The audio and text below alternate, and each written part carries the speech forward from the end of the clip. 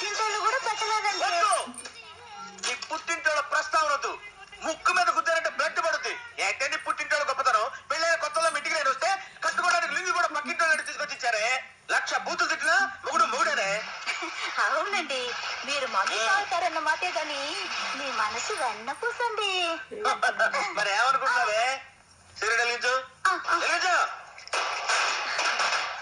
అవును, కానీ ఇవన్నీ కొనడానికి డబ్బెలా వచ్చిందండి? ఏంటే డబ్బు ఎక్కడి నుంచి వచ్చిందని నన్ను అడుగుతున్నావా? ఎక్కడి నుంచి వచ్చినా ఎలా వచ్చినాయని లత్కూర్ ప్రశ్నలు. పెళ్ళాలు మొగుడు నడకూడదే. మేము సంపాదించి పడేస్తే కుక్క బిస్కెట్లు అందుకున్నట్టు